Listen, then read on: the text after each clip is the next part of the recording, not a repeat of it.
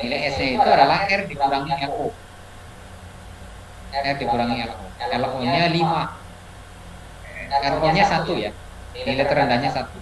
Jadi 5 kurang 1, 3 kurang 1, 2 kurang 1, harusnya ini 1 ya. Yang C itu. Kemudian D berarti 4 kurang 1, E-nya 5 kurang 1, dan F-nya adalah 1 kurang 1. Nah, maka total S-nya adalah 14 harusnya ya, bukan 15. Nah, masukin ke rumus. Rumusnya tadi kan sigma S dibagi N dikali C min 1. Sigma S-nya berapa? Sigma S-nya berapa harusnya? 14, Pak. 14. N-nya berapa? N itu jumlah panel penilai.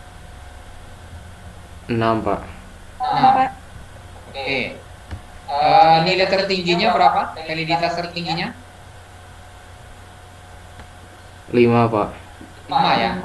Validitas terendahnya? 1. 1. Nah, silakan. Berarti 14 dibagi 6 kali 5 min 1. Berarti 14 dibagi 6 kali 4. 14 dibagi 24. Hasilnya berapa?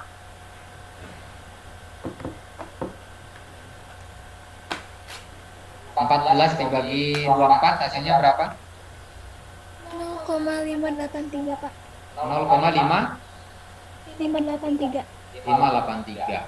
Nah, menurut Icons, bahwa item yang valid secara konten itu apabila nilai V-nya itu adalah lebih besar dari 0,5. Itu menurut Icons. Tapi ada ahli lain yang mengatakan harus lebih besar dari 0,7. 0,7 ke atas. Jadi mau pakai yang mana? Silakan aja. Mau pakai ya kalau pingin lebih bagus sih yang 0,7 ke atas kan. Yang lebih bagusnya. Tapi kalau menggunakan 0,5 pun ada pendapat yang lain itu boleh, ya sudah pakai aja. Gitu ya. Nah, dengan demikian karena item 1 adalah nilainya 0,58 lebih besar daripada 0,5, maka berarti item 1 valid berdasarkan pada isinya. Itu rumus yang digunakan oleh Icons. Nah, untuk praktikum Anda, nanti Anda nggak usah mencari panel ahli. Anda cukup mencari 5 orang relawan yang memiliki karakteristik sama dengan responden yang akan Anda ambil nanti ketika Anda ngambil 400 orang. Cari 5 orang relawan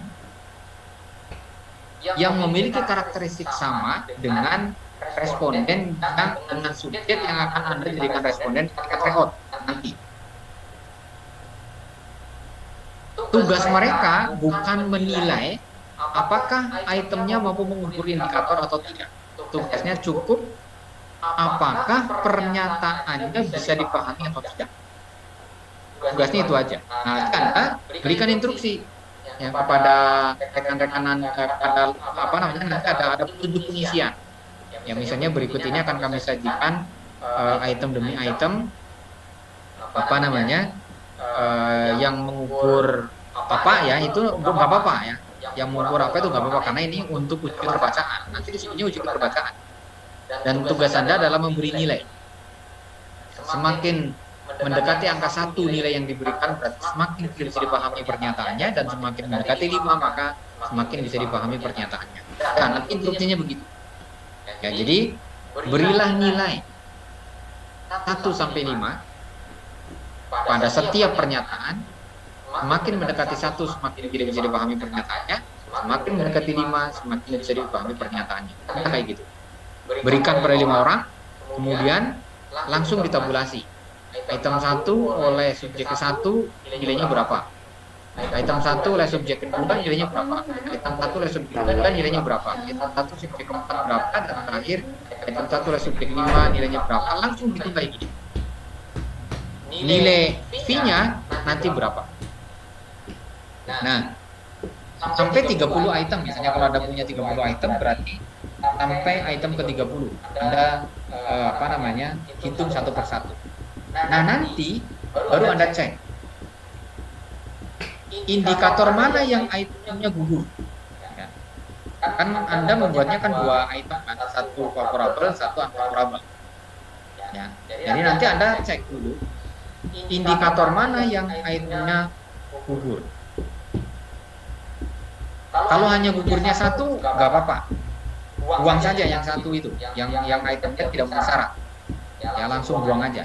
Tapi kalau ada satu indikator yang diwakili oleh 2 item dan dua-duanya gugur, maka Anda harus reout lagi. Anda harus merubah pernyataan itu. Ya, pernyataannya sudah Anda perbaiki. Kemudian Anda sebarkan pada 5 orang lagi.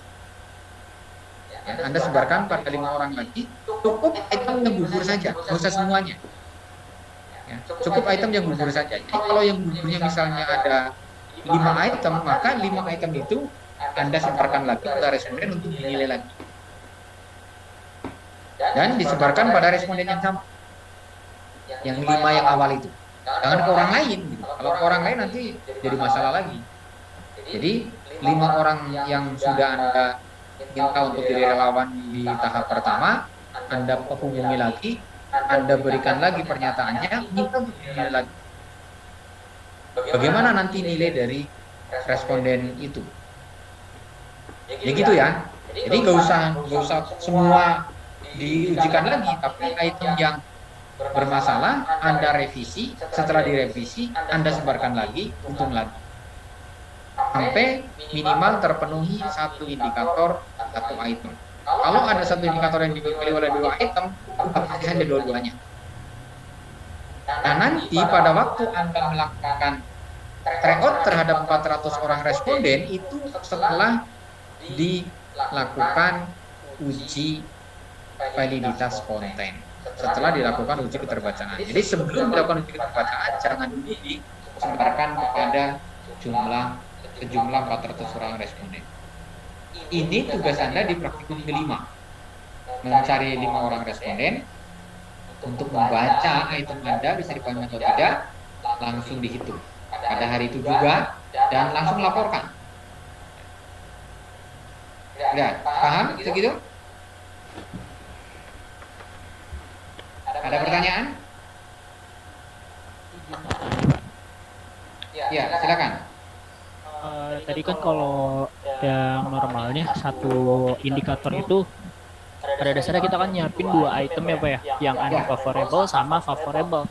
Nah pas kita uji validitas ternyata yang satu ini gugur gitu. Nah terus atau enggak dua-duanya gugur harus direvisi. Nah kalau gitu kan berarti yang misalkan kita punya 4 indikator.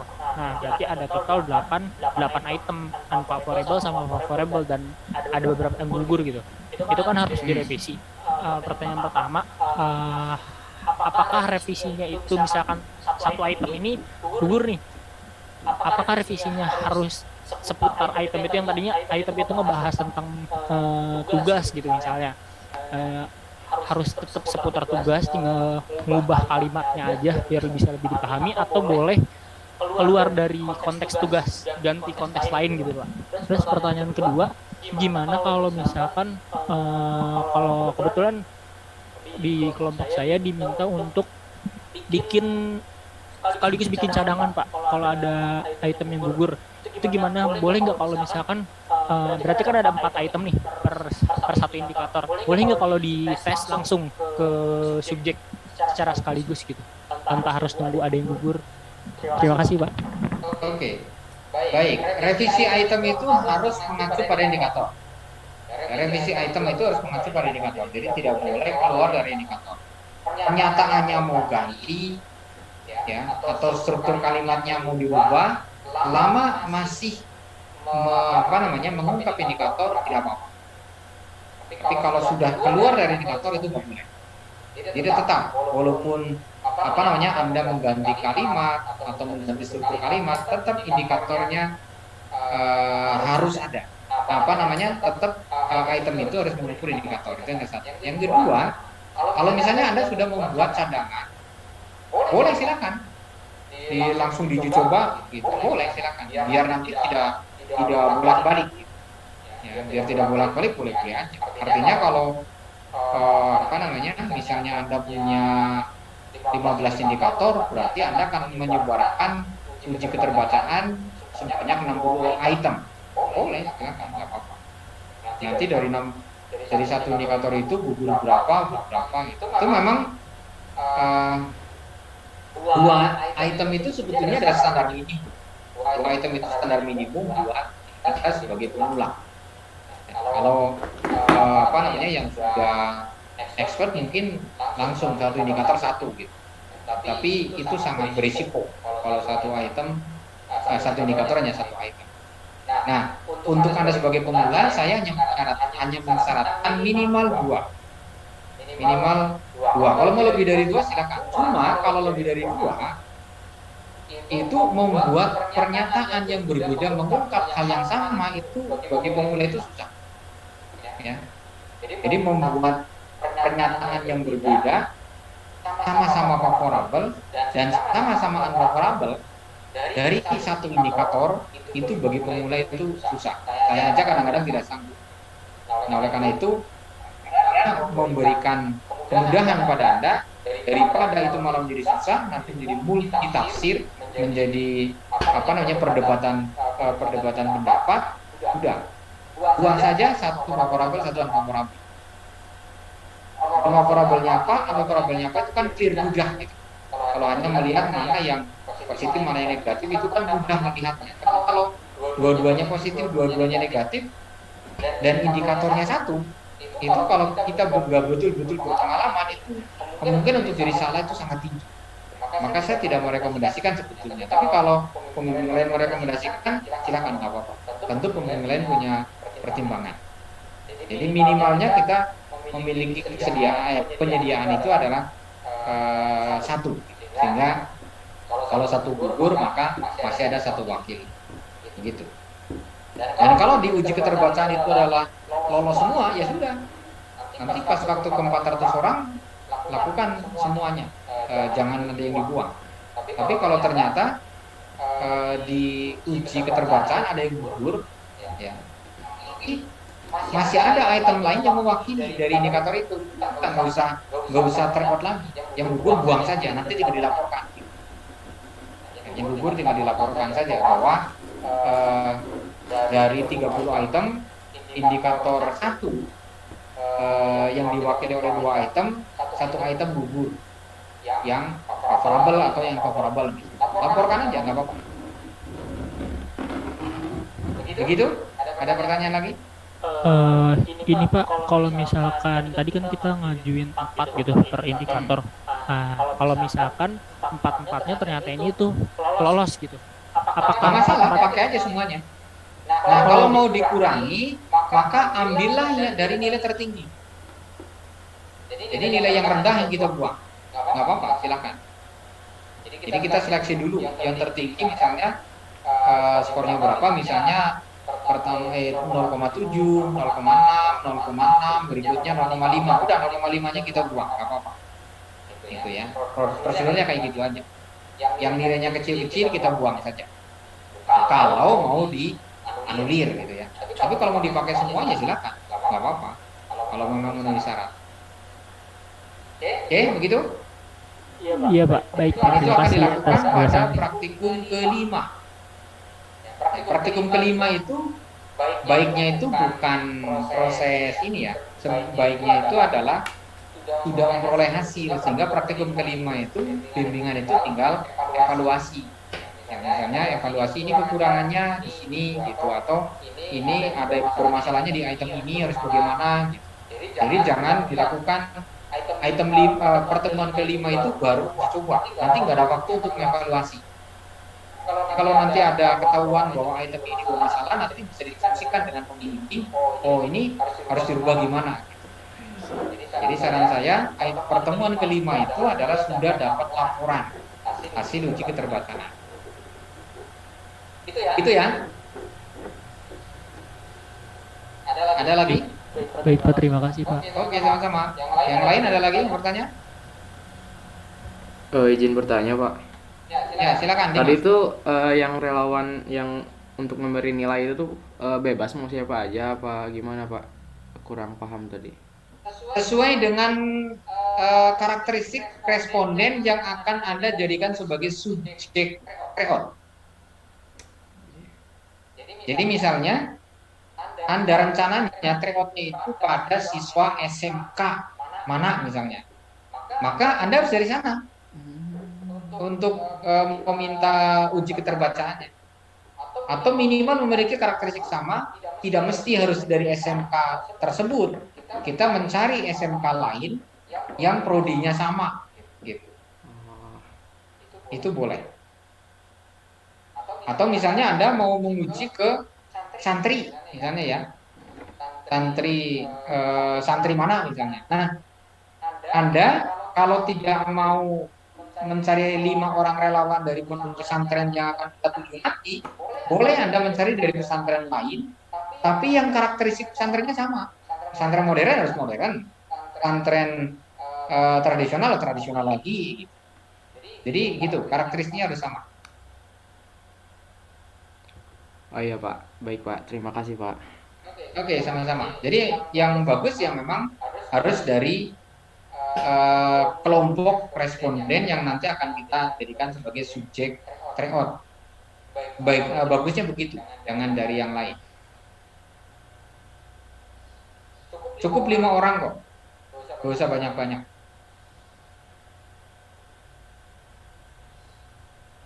Tapi dalam hal ini bukan berarti item Anda itu valid secara konten ya, karena yang menilainya bukan panel ahli, cuma responden yang memiliki karakteristik sama. Bisa dipahami nggak sih oleh mereka? Gitu. Kalau mereka bisa paham, kan tentunya teman-teman juga paham. Kalau dia sendiri tidak, kalau 5 orang itu adalah tidak paham, tentu teman-temannya juga nggak akan paham juga. Gitu. Itulah fungsi uji keterbacaan tadi. Mau lebih dari 5 boleh silakan. Kalau sanggup gitu. Karena ini kan manual ya. Bisa sih sebetulnya pakai Excel, gampang juga. Tabulasikan aja pakai Excel nanti juga bisa. Begitu, ada pertanyaan lagi? Kalau enggak, saya akan lanjut ke rumus loci. Nah, kalau icons di panel ahli itu diminta menilai dari 1 sampai 5, semakin mendekati 1 adalah semakin tidak dapat mengukur indikator dan semakin mendekati 5 semakin dapat mengukur indikator. Kalau loci itu beda. Loci itu menggunakan 2 kriteria. Itemnya itu esensial atau tidak esensial. Ya. Itemnya itu esensial atau tidak esensial. Apa yang dimaksud dengan item esensial? Item esensial itu adalah item yang